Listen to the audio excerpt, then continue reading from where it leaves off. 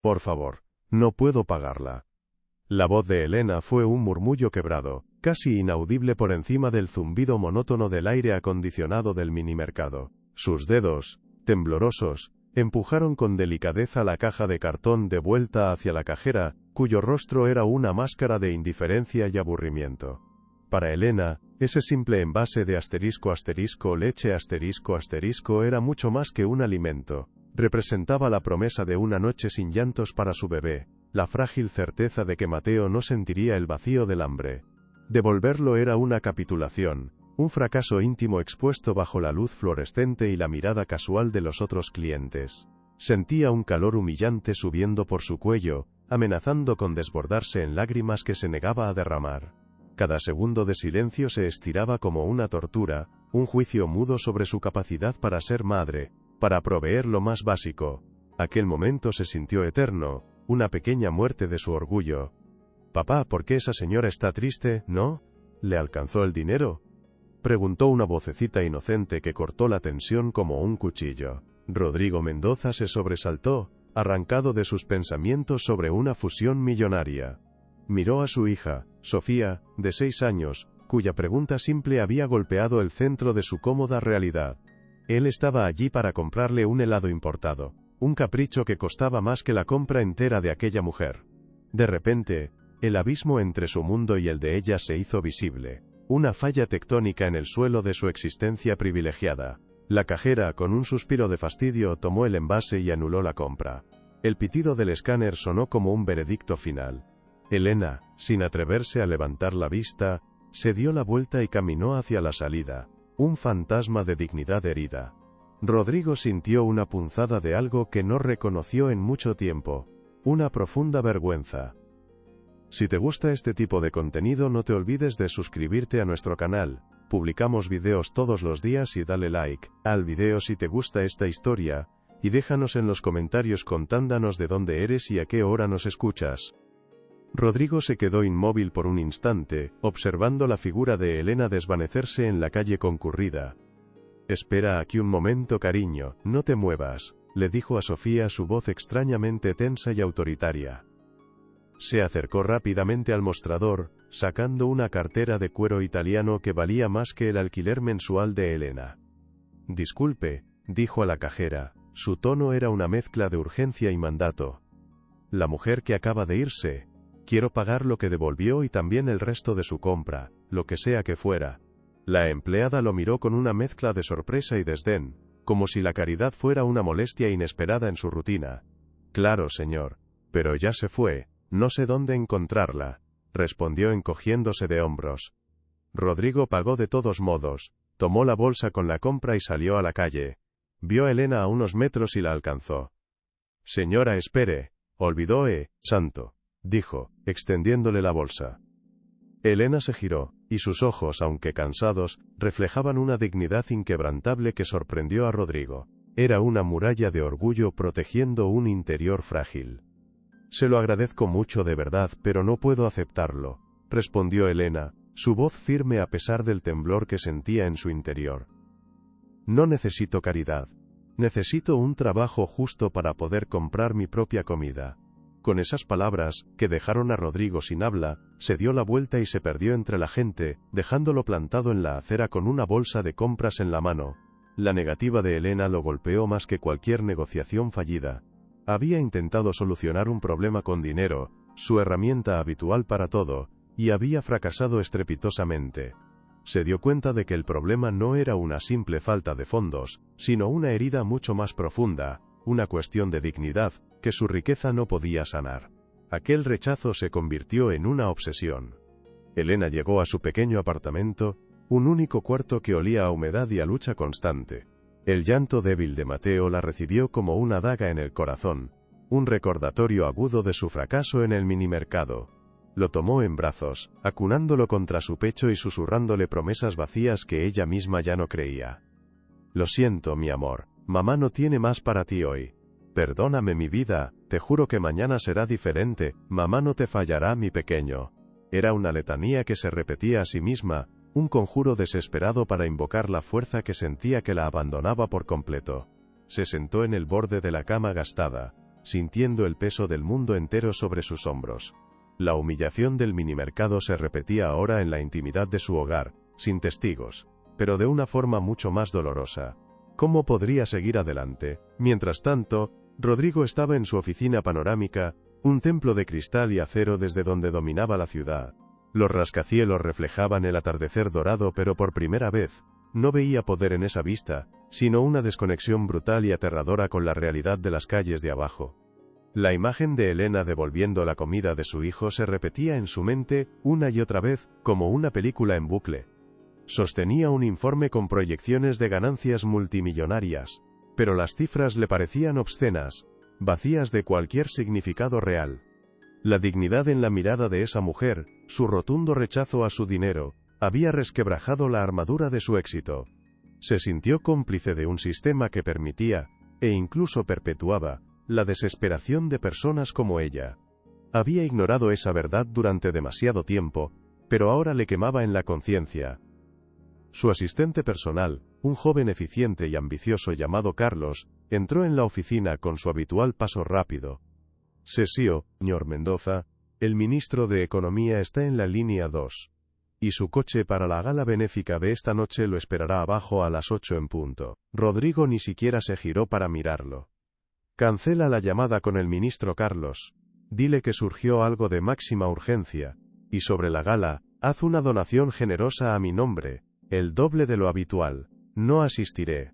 El asistente se quedó perplejo, sin saber cómo reaccionar. Rodrigo nunca faltaba a esos eventos. Eran cruciales para su red de contactos y su imagen pública. «¿Ocurre algo, señor? ¿Se encuentra bien?», se atrevió a preguntar, con genuina preocupación.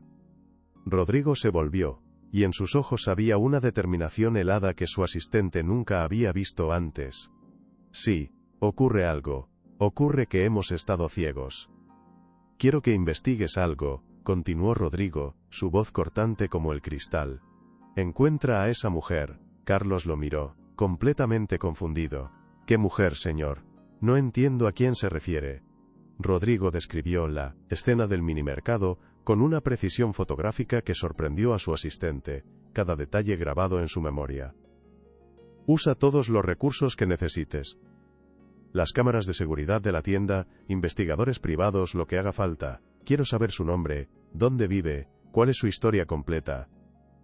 Quiero saberlo todo sobre ella, cada detalle de su vida». Carlos asintió, aunque no entendía la repentina obsesión de su jefe con una desconocida. «Considérelo hecho, señor. Para mañana a primera hora tendrá un informe preliminar sobre mi escritorio». Rodrigo volvió a mirar por la ventana, pero ya no veía los edificios como monumentos a su éxito. Ahora veía una ciudad dividida, llena de historias de lucha silenciosa.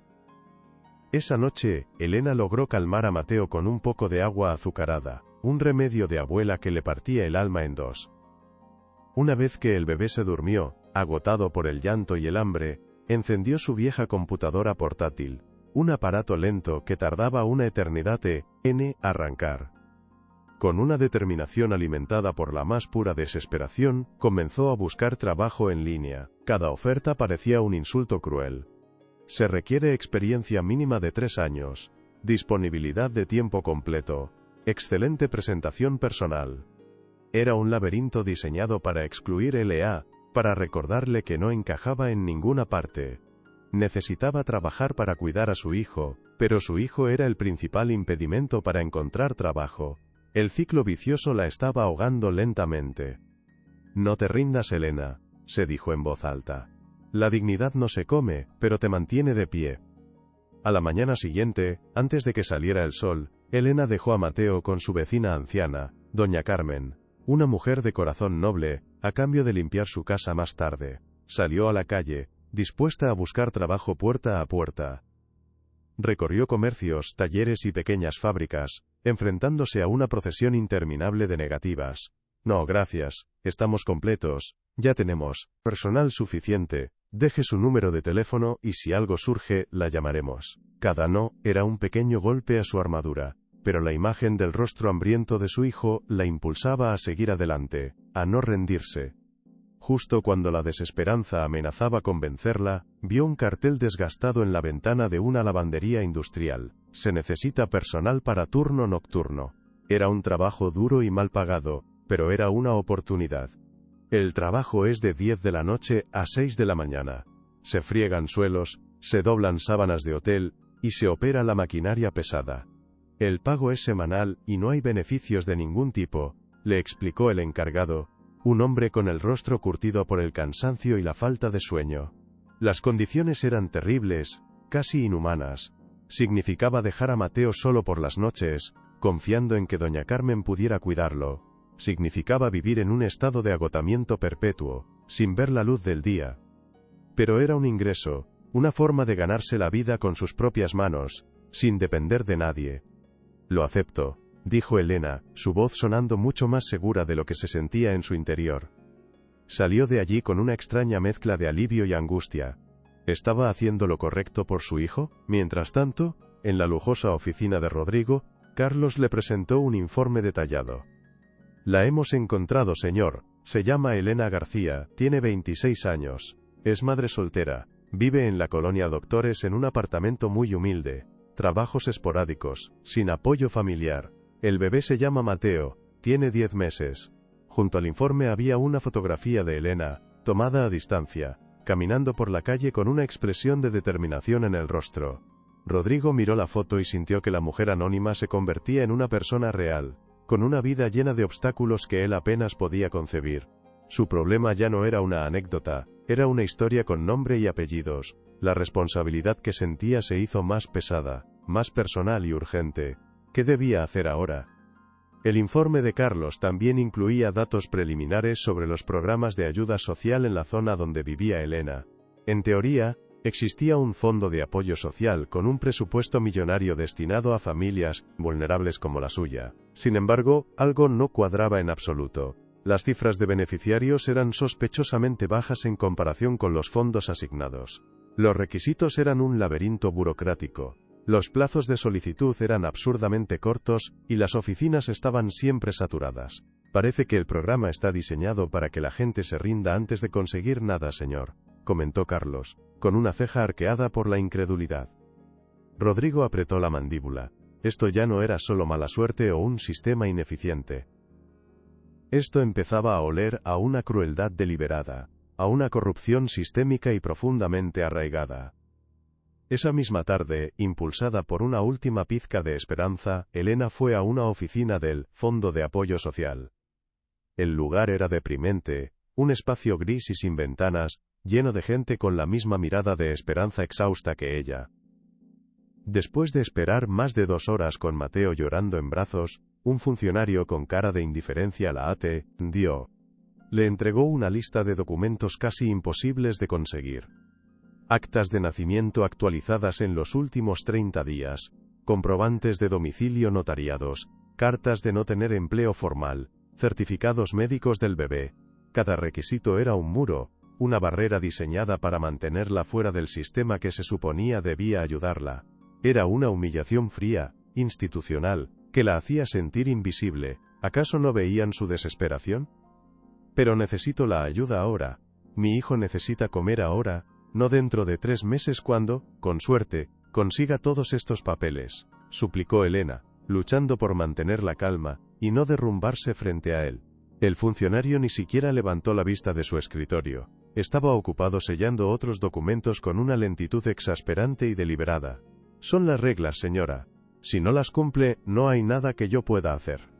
El que sigue, dijo con una voz monótona y desinteresada, haciendo un gesto con la mano para que pasara la siguiente persona en la larga fila. Elena se quedó de pie, sintiéndose completamente invisible, borrada por la burocracia. Salió de la oficina con una rabia impotente. El sistema no estaba roto. Estaba diseñado para ser así, una máquina de triturar la esperanza. Esa noche Rodrigo leyó el informe completo sobre el Fondo de Apoyo Social. Detallaba cómo su director, un hombre llamado licenciado Vargas, llevaba una vida de lujos extravagantes que no se correspondía en absoluto con su salario de funcionario público. Viajes a Europa, coches de alta gama, propiedades en zonas exclusivas de la ciudad. Era un patrón de corrupción de manual, tan obvio que resultaba insultante. El dinero que debía ir a mujeres como Elena, a bebés como Mateo, estaba financiando la vida opulenta de un ladrón con traje y corbata. La rabia que sintió Rodrigo fue fría y afilada. Él era un capitalista, pero creía en las reglas del juego.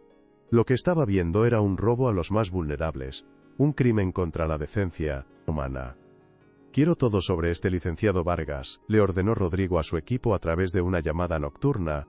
«Cuentas bancarias, propiedades, conexiones políticas. Quiero saber con quién trabaja y cómo blanquea el dinero. Y quiero que ayuden a Elena, pero de forma anónima, ¿entendido?». Su voz era un látigo, no dejaba lugar a dudas. «No quiero que sepa que viene de mí. Paguen sus facturas de luz y agua pendientes. Dejen comida en la puerta de su vecina para que pueda compartirla con ella. No quiero que piense que es caridad. No hasta que pueda ofrecerle una solución real, no una limosna». Colgó el teléfono, sintiendo que la batalla apenas comenzaba. Iba a usar todo su poder para desmantelar ese sistema corrupto, sin importar las consecuencias. Elena comenzó su primer turno en la lavandería. El calor, el vapor y el olor a detergente industrial eran abrumadores. El trabajo era monótono y físicamente agotador. Fregar suelos pegajosos, doblar montañas interminables de sábanas ajenas, cargar y descargar máquinas pesadas que parecían monstruos metálicos. Mientras trabajaba hasta altas horas de la madrugada, su mente no dejaba de pensar en Mateo. Se sentía culpable por dejarlo, pero cada movimiento, cada gota de sudor, era por él. Los otros trabajadores nocturnos eran personas como ella, con historias de lucha grabadas en sus rostros cansados. No hablaban mucho, pero había una solidaridad silenciosa entre ellos, un entendimiento mutuo que no necesitaba palabras. A pesar del cansancio, sintió una pequeña chispa de orgullo. Al llegar a casa el sol apenas comenzaba a despuntar. En la puerta la esperaba doña Carmen, con una sonrisa cansada y una bolsa llena de comida. Unos jóvenes de una organización benéfica pasaron muy temprano. Dejaron esto para varias familias del edificio. Dijeron que era una donación anónima. «Hay suficiente para las dos, hija», le explicó la anciana. Elena miró la bolsa con incredulidad. Había fruta, verduras, pan, y en el fondo, varios envases de la misma fórmula infantil que no había podido comprar. Las lágrimas asomaron a sus ojos, pero esta vez eran de gratitud y alivio. No sabía quiénes eran esos jóvenes, pero su gesto se sentía como un pequeño milagro en medio de la oscuridad. Por primera vez en días, sintió un rayo de esperanza. Mientras tanto, en una lujosa casa en las afueras de la ciudad, el licenciado Vargas recibió una llamada que lo perturbó profundamente. Era un contacto dentro del gobierno. «Rodrigo Mendoza, el de Mendoza Capital, está haciendo preguntas sobre el Folleis. NDO. Parece que tiene un interés personal en tus operaciones», le informó la voz al otro lado de la línea. Vargas sintió un escalofrío recorrer su espalda. Mendoza era uno de los hombres más poderosos e influyentes del país. No era alguien a quien se pudiera ignorar o sobornar fácilmente. «¿Por qué se interesa en mi fondo? ¿No tiene nada que ver con sus negocios?», preguntó Vargas intentando que su voz sonara tranquila y despreocupada. «No lo sé, pero ten cuidado. Un hombre como él no mueve un dedo sin una buena razón». La confrontación era inevitable. Rodrigo se encerró en su oficina con los informes sobre Elena y Vargas. Cada página que leía era un golpe en el estómago. Una confirmación de la podredumbre que se escondía tras la fachada de la ayuda social. Llamó a su jefe de seguridad, un exmilitar al que le encargaba las misiones más delicadas y confidenciales. «Quiero una investigación exhaustiva sobre este hombre Vargas. No quiero suposiciones, quiero pruebas irrefutables. Cuentas, en paraísos fiscales, propiedades a nombre de testaferros, cualquier cosa que lo vincule al desvío de fondos. No repares en gastos, quiero que caiga, y quiero que caiga con todo el peso de la ley». El hombre asintió con seriedad. «Considere lo hecho, señor Mendoza.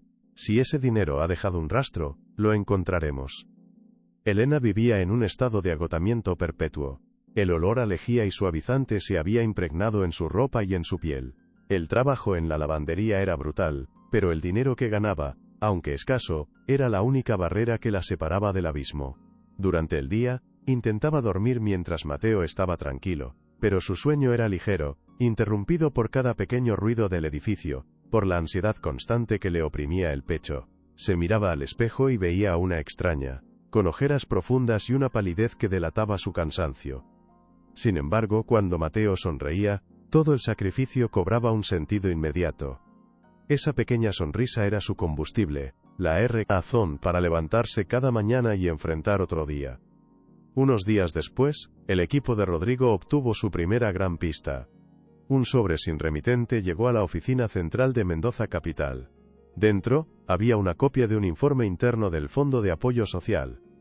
El documento detallaba, con una frialdad burocrática, cómo se transferían grandes sumas de dinero a empresas fantasma, todas ellas vinculadas a socios cercanos del licenciado Vargas. Era el mapa de la corrupción, una prueba contundente que no dejaba lugar a dudas.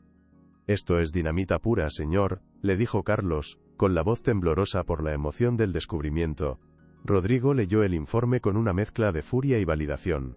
«Es un buen comienzo, pero Vargas podría alegar que son documentos falsificados. Necesitamos un testimonio humano, alguien de dentro que esté dispuesto a hablar». Esa tarde, al volver del trabajo, Elena encontró otra sorpresa en la puerta de doña Carmen. Una caja con pañales, medicinas básicas para el bebé y más alimentos no perecederos. Doña Carmen se la entregó con una sonrisa cómplice. «Parece que tienes un ángel guardián, muchacha. Alguien te está cuidando desde las sombras». Elena se sintió abrumada por la gratitud, pero también por una creciente incertidumbre. ¿Quién estaba haciendo esto? ¿Y por qué? Una parte de ella sentía un profundo alivio, pero otra, la que había aprendido a desconfiar del mundo, se preguntaba cuál sería el precio de esa generosidad. «No sé quién es doña Carmen, pero le agradezco a Dios por él», respondió, abrazando la caja como si fuera un tesoro. Una noche, el agotamiento finalmente le pasó factura de la peor manera posible. Mientras preparaba el biberón de Mateo en la penumbra de la cocina, sus manos temblaban tanto que la lata de fórmula se le resbaló y cayó al suelo, esparciendo el valioso polvo blanco por las baldosas sucias. Era casi la última porción que le quedaba para el resto de la semana. Se quedó mirando el desastre, paralizada, y entonces se derrumbó. Se sentó en el suelo frío y lloró en silencio, con sollozos ahogados que sacudían todo su cuerpo. No lloraba solo por la fórmula derramada, sino por su propia fragilidad, por el miedo a no ser suficiente, a fallarle a su hijo a pesar de sus esfuerzos. Fue una humillación íntima y desgarradora, un momento de absoluta desesperación. Los investigadores de Rodrigo localizaron a una ex empleada del fondo, una mujer llamada Laura, que había sido despedida por hacer demasiadas preguntas. Al principio, se negó a hablar, aterrorizada por las posibles represalias. «No saben con quién se están metiendo. El licenciado Vargas tiene conexiones por todas partes. Puede arruinar mi vida y la de mi familia», les dijo, con la voz quebrada por el miedo. El investigador principal le aseguró la protección total de Rodrigo Mendoza.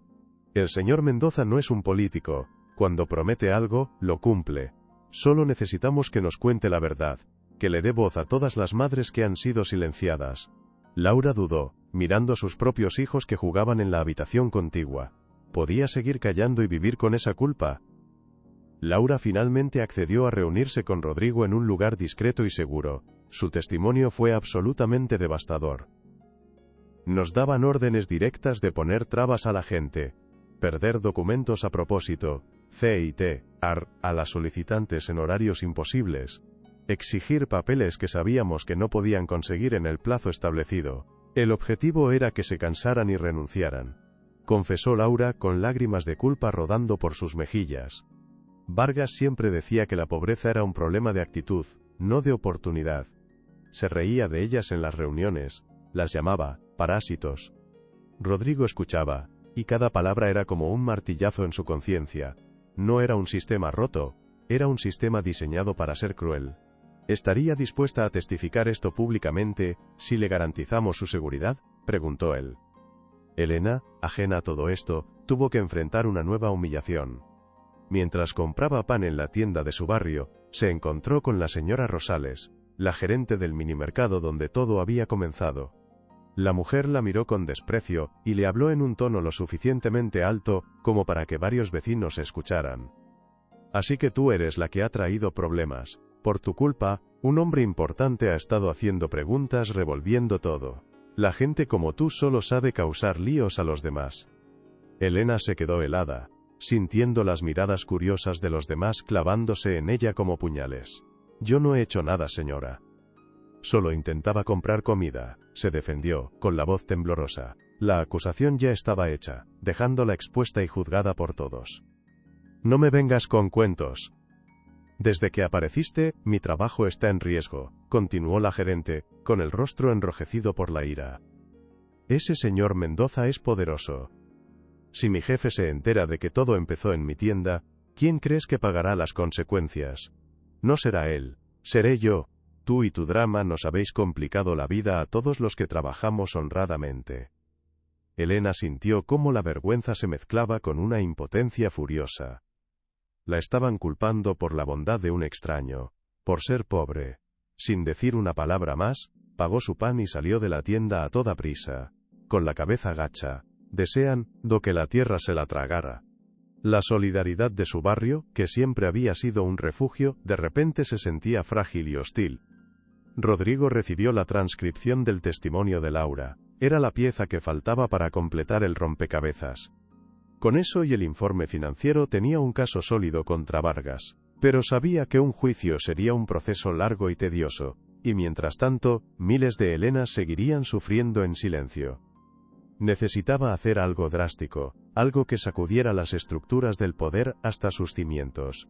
Prepara una rueda de prensa, y quiero que convoques a todos los medios, no solo a los de finanzas. Quiero a los de sociales, a los de investigación, a todos, ordenó a Carlos. Su asistente lo miró con asombro. Señor, atacar a un funcionario público de ese nivel podría tener repercusiones políticas muy serias. Rodrigo lo miró con frialdad. Hay contratos más importantes que los que se firman en papel. Este es un contrato con mi conciencia. Mientras tanto, Vargas empezó a sentir la presión. Sus contactos le informaron de que la investigación de Mendoza era seria y profunda. Decidió tomar la iniciativa y lanzar una campaña de desprestigio. A través de columnistas pagados y medios afines, empezó a filtrar la idea de que Rodrigo Mendoza solo buscaba desestabilizar los programas sociales para luego privatizarlos y hacer negocio con ellos. Es el típico ataque de un capitalista voraz, que ve una oportunidad de negocio en la necesidad de los pobres, decía uno de los artículos. Vargas era un maestro de la manipulación, y sabía cómo convertir a su adversario en el villano de la historia. ¿Lograría que la gente creyera su versión de los hechos antes de que la verdad saliera a la luz? Elena leyó uno de esos artículos en un periódico que alguien dejó en la lavandería durante su turno de noche. Su corazón se encogió al ver el nombre de Rodrigo Mendoza, el hombre que había intentado ayudarla, ahora manchado con acusaciones terribles. La descripción del artículo lo pintaba como un buitre sin escrúpulos. A pesar de su desconfianza inicial hacia él, el recuerdo de su mirada sincera le decía que esa no era toda la verdad. Pero, ¿qué podía hacer ella? Era una simple trabajadora nocturna contra la maquinaria mediática de un hombre poderoso. Se sintió atrapada en medio de una guerra que no entendía y que no había pedido. Sin embargo, una pequeña voz en su interior le decía que el silencio la convertiría en cómplice. Rodrigo vio los artículos y sonrió con amargura. Era la reacción que esperaba de un hombre acorralado. Está asustado, está cometiendo errores, le dijo a su equipo. Esto solo nos da más fuerza. Ahora no solo luchamos contra la corrupción, sino también contra la mentira. Preparen un informe completo con todas nuestras pruebas. Y contacten a Elena García. Díganle que quiero hablar con ella personalmente. Es hora de que sepa toda la verdad. El momento de la ayuda anónima había terminado. Ahora necesitaba que ella se uniera a la lucha, no como una víctima silenciosa, sino como la protagonista valiente de su propia historia. ¿Aceptaría ella reunirse con él y arriesgarlo todo? Una asistente de Rodrigo, una joven amable llamada Sofía, fue al apartamento de Elena. Llevaba una carta personal y una cesta de frutas. Con mucho tacto, le explicó la situación completa. El señor Mendoza la admira profundamente, señora García. Él no quería ofenderla, solo se sintió conmovido. Ahora está intentando exponer a la gente que causa el sufrimiento de muchas familias. Le gustaría mucho poder hablar con usted, explicarle todo y pedirle su ayuda. Elena escuchó, con el corazón latiendo con fuerza en su pecho. Miró a Mateo, que dormía plácidamente en su cuna, ajeno a todo. La lucha ya no era solo por ella. Era por el futuro de su hijo, y de muchos otros niños como él. ¿Por qué yo?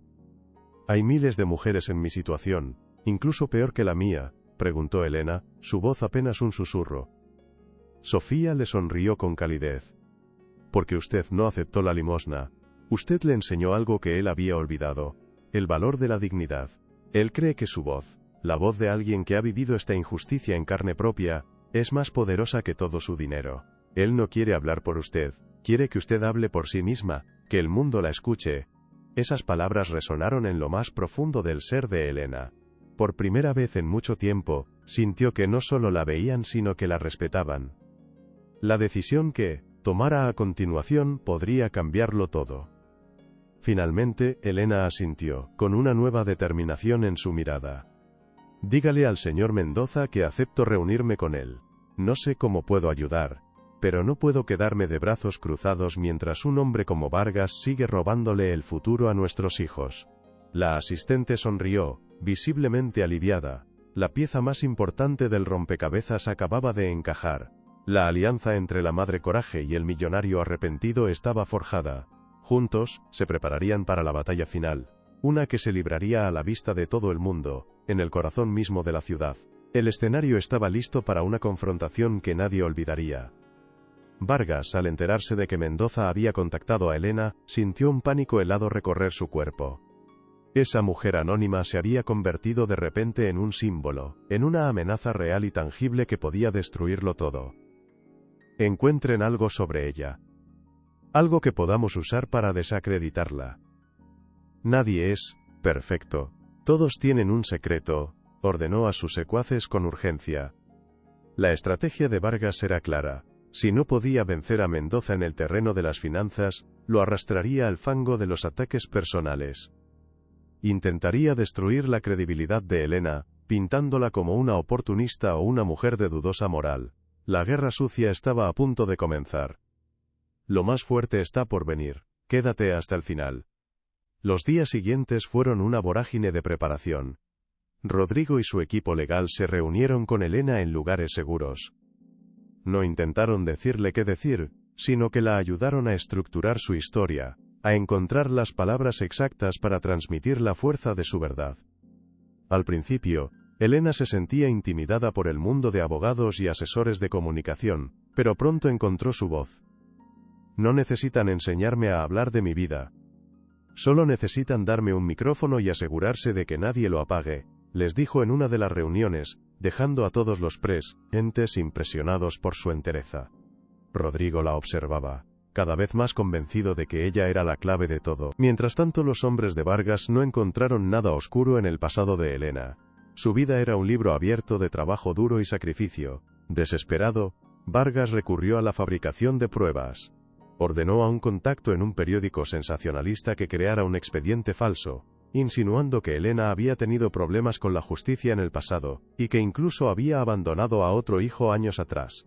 Era una mentira cruel y monstruosa, diseñada para aniquilar su reputación.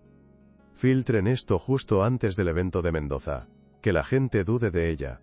Que la vean como una impostora, instruyó Vargas, sin ningún escrúpulo. Su plan era simple: destruir al mensajero para invalidar el mensaje. El día antes del gran evento público que Rodrigo había organizado en la plaza del Zócalo, Elena recibió una visita de doña Carmen. La anciana llevaba el rostro desencajado y sostenía un periódico de bajo coste. «Hija, tienes que ver esto», dijo mostrándole la portada.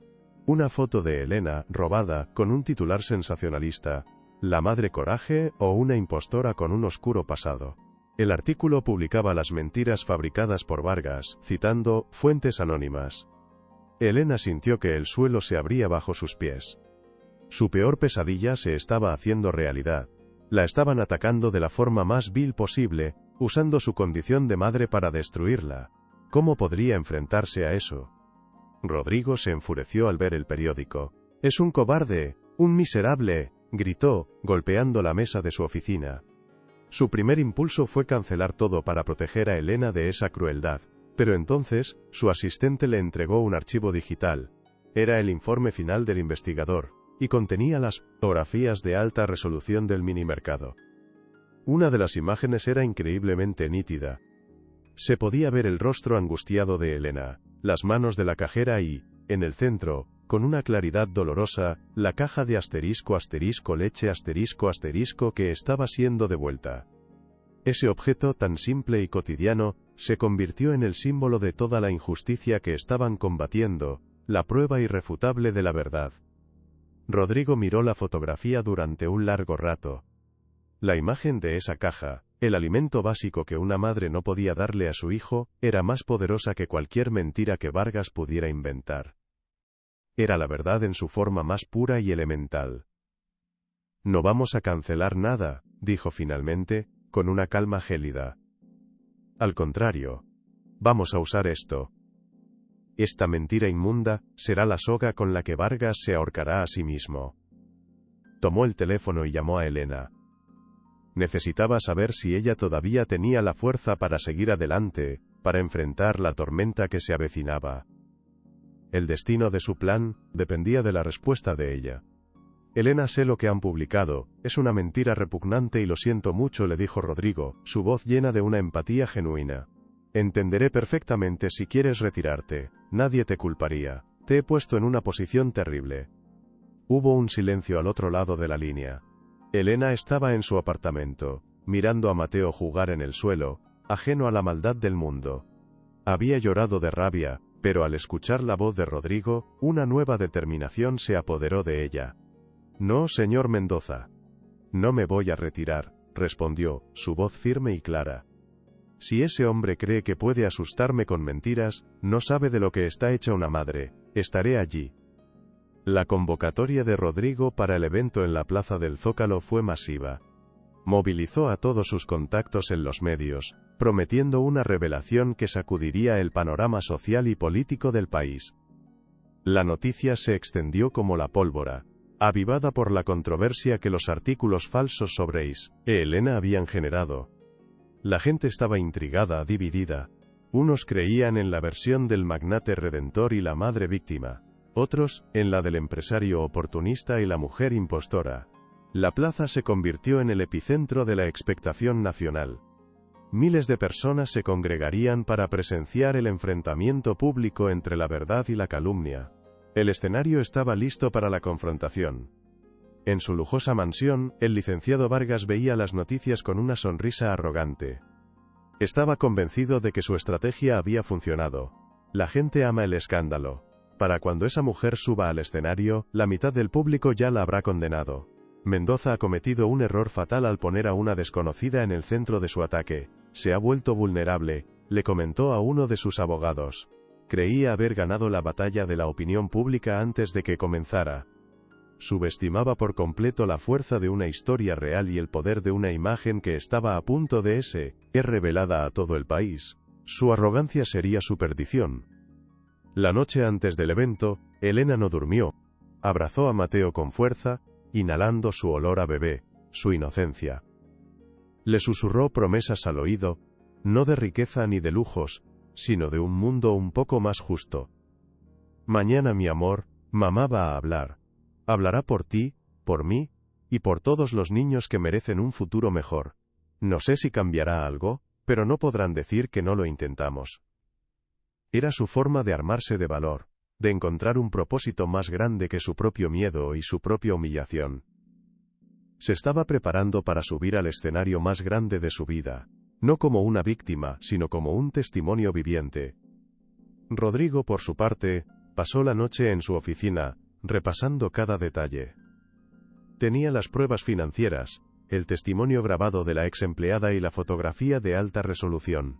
Pero sabía que nada de eso sería suficiente sin la conexión emocional que solo Elena podía crear.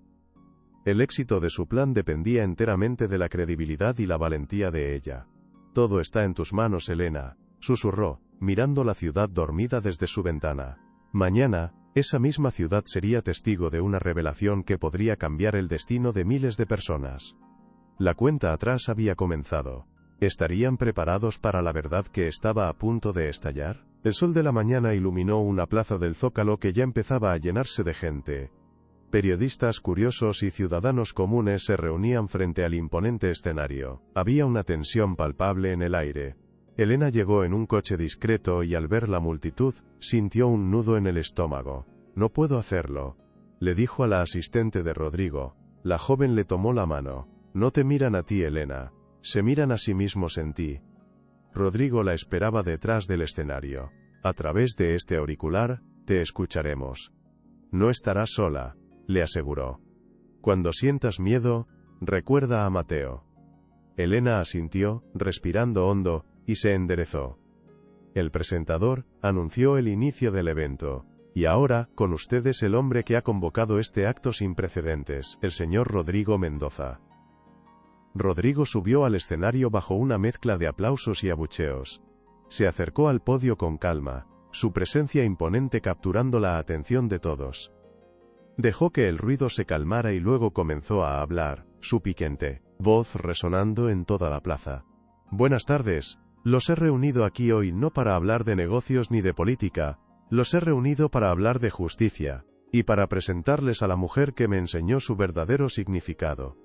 Todas las miradas se volvieron hacia el lateral del escenario, esperando. Elena caminó hacia el centro del escenario, con pasos firmes. El murmullo de la multitud creció al verla. Llevaba ropa sencilla, la misma que usaba para ir a trabajar. No había intentado disfrazarse ni parecer alguien que no era. Su mera presencia era una declaración. Se paró junto a Rodrigo, mirando a la multitud con una mezcla de terror y desafío. Podía sentir miles de ojos juzgándola, analizándola, decidiendo si creerle o no. El futuro de su lucha, y el de muchas otras personas, dependía de lo que sucediera en los próximos minutos. La confrontación final estaba a punto de comenzar, y el mundo entero estaba observando atentamente. Rodrigo se dirigió de nuevo a la multitud. En los últimos días, han leído muchas cosas sobre esta mujer. La han llamado oportunista, impostora. Han intentado destruir su reputación con mentiras viles. Hoy, van a escuchar la única verdad que importa, la suya. Se giró hacia Elena y le hizo un gesto para que se acercara al micrófono. Elena, cuéntales lo que pasó, cuéntales todo. El silencio en la plaza era absoluto. Cada persona contenía la respiración, esperando escuchar la voz de la mujer que estaba en el ojo del huracán. ¿Qué diría? ¿Sería capaz de convencerlos de su verdad y limpiar su nombre? El momento había llegado. Elena se acercó al micrófono, sus manos temblando ligeramente. Miró a la multitud. A ese mar de rostros anónimos. Tomó aire y comenzó a hablar, su voz clara y firme, sin adornos ni dramatismos. Mi nombre es Elena García, soy madre. Y hace unas semanas, entré a un supermercado para comprarle comida a mi bebé. Pero cuando llegué a la caja, me di cuenta de que no tenía suficiente dinero. Tuve que devolver lo más importante que llevaba. Tuve que decirle a la cajera, delante de todos, que no podía pagarlo. Las palabras, tan simples y directas, cayeron sobre la plaza con un peso inmenso, cargadas de una verdad que muchos reconocieron. La gente escuchaba en un silencio sobrecogedor. Muchos en la multitud, especialmente las mujeres mayores, asentían lentamente, reconociendo en las palabras de Elena un eco de sus propias luchas y humillaciones silenciosas. Ese día sentí una vergüenza que no le deseo a nadie, continuó Elena, su voz ganando fuerza. Pero lo que no sabía era que esa humillación era solo el síntoma de una enfermedad mucho más grande. Una enfermedad llamada indiferencia. Una corrupción que se alimenta de nuestra necesidad y se ríe de nuestro sufrimiento. Su voz se llenaba de fuerza con cada palabra. Ya no era la mujer asustada de hacía unos minutos. Era una leona defendiendo a su cachorro y a toda su manada. El hombre que dirige la ayuda social de esta ciudad, el mismo que ahora me acusa con mentiras, es un ladrón, declaró Elena, mirando directamente a una de las cámaras de televisión. Nos roba el dinero que es nuestro por derecho, pero sobre todo nos roba la esperanza. Nos hace creer que somos culpables de nuestra pobreza. Pero hoy, aquí, les digo que no somos culpables, somos víctimas, y no vamos a seguir callando. Un aplauso tímido comenzó en una esquina de la plaza, y rápidamente se extendió, convirtiéndose en una ovación atronadora. La gente ya no veía a una posible impostora, sino a una de los suyos, a una mujer valiente. Rodrigo tomó de nuevo la palabra mientras los aplausos se calmaban. Elena no está sola. Tenemos pruebas. Tenemos testimonios, dijo, y en la pantalla gigante detrás de él apareció el rostro de Laura, la ex empleada, contando cómo les ordenaban negar la ayuda. Nos decían que perdiéramos los papeles a propósito, que los citáramos en horarios imposibles. Después, se mostraron los documentos del desvío de fondos, simplificados para que todos pudieran entenderlos. Cada prueba era un clavo más en el ataúd de la carrera del licenciado Vargas. La multitud observaba, su murmullo de sorpresa transformándose en un rugido de indignación. La verdad era irrefutable. El señor Vargas dice que la historia de Elena es una invención. Dice que ella miente para obtener un beneficio, continuó Rodrigo, su voz cargada de una ira controlada. Pero hay verdades que no se pueden negar, que no se pueden enterrar bajo calumnias. Hizo una señal a su equipo. Quiero que vean la imagen que lo empezó todo, la imagen que demuestra la verdad del dolor de una madre. Y entonces, en la pantalla gigante, en un tamaño colosal, apareció la fotografía, la imagen nítida y brutal de Elena, con el rostro contraído por la vergüenza, devolviendo el envase a la cajera indiferente. El primer plano de aquel producto era devastador. La imagen en la pantalla gigante silenció a la multitud. Cada persona en esa plaza había comprado un envase como ese cientos de veces en su vida. Verlo como un lujo inalcanzable para una madre, como el objeto de una humillación pública, fue un golpe directo a la conciencia colectiva de la nación. Esa es la verdad, gritó una mujer desde el público. Justicia para Elena, coreó un grupo de jóvenes. En cuestión de segundos, la plaza entera se unió en un solo grito, un clamor que resonaba por todo el centro de la ciudad. ¡Justicia! ¡Justicia! El rugido de miles de voces exigiendo un cambio resonó en el corazón del poder. El clímax de la confrontación se centró en el objeto que lo había iniciado todo. En la pantalla gigante, la fotografía permanecía fija, con la caja de asterisco asterisco leche asterisco asterisco en el centro, un símbolo ahora imborrable de la injusticia. Esta caja, dijo Rodrigo, su voz resonando con una autoridad moral que nadie podía disputarle, no es solo cartón y polvo, es la dignidad de una madre. Es el hambre de un niño. Es el símbolo de un sistema corrupto que le niega lo más básico a su gente para enriquecer a unos pocos. La multitud rugió en aprobación.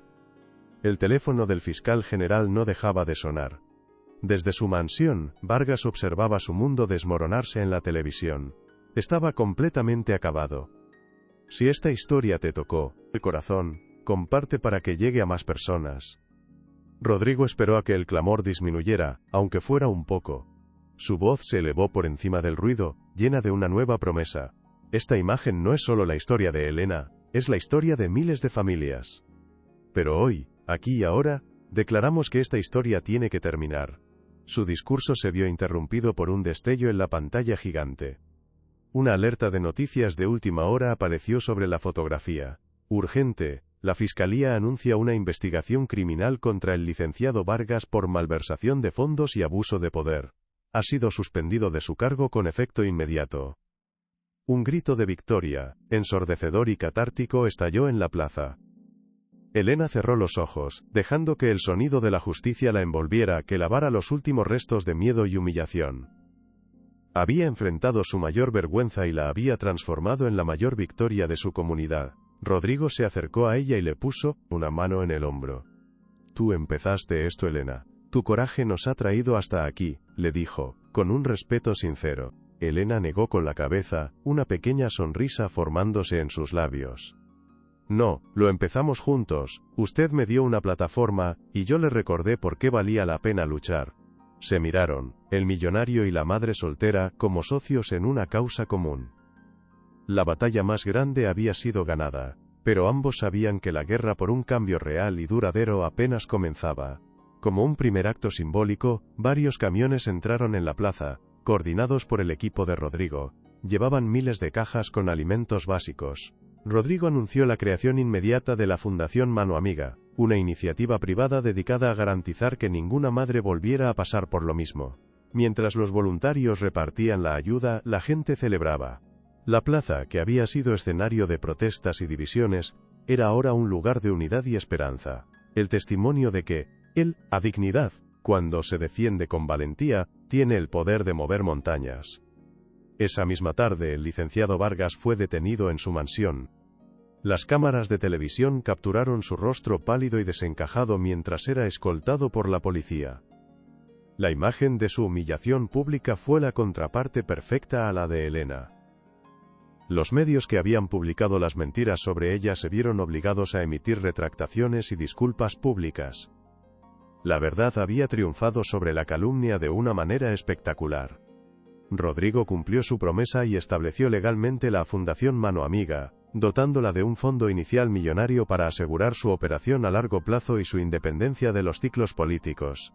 El cambio había comenzado, y era imparable. Elena aceptó el puesto en el consejo directivo de la fundación, pero con su condición firme.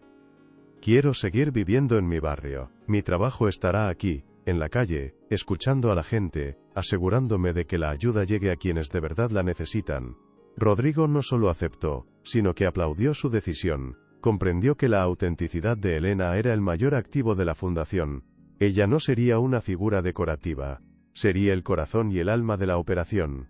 Por primera vez en su vida, Elena tendría un trabajo que no solo le daría sustento, sino también un profundo sentido de propósito, y una dignidad inquebrantable, ganada con su propio coraje. En su pequeño apartamento, que pronto dejaría por uno más cómodo gracias a su nuevo salario, Elena acunaba a Mateo. El llanto de su hijo ya no era un sonido de angustia, sino el de un bebé sano y bien alimentado.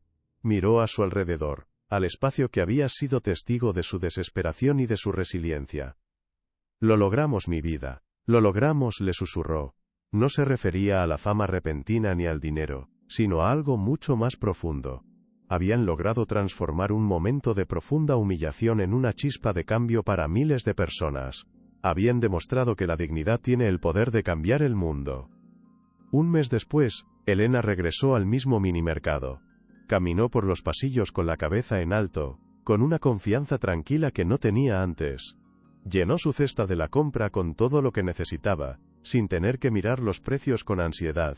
Cuando llegó a la caja, el nuevo gerente la reconoció, y la saludó con un respeto casi reverencial. La señora Rosales había sido despesiscapada tras el escándalo. Elena pagó su cuenta y antes de irse, se detuvo.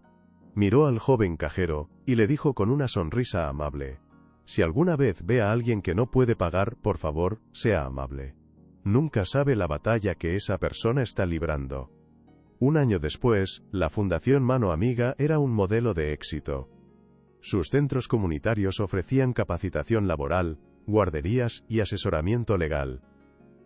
Elena se había convertido en una líder respetada en su comunidad, una voz poderosa para los que no la tenían.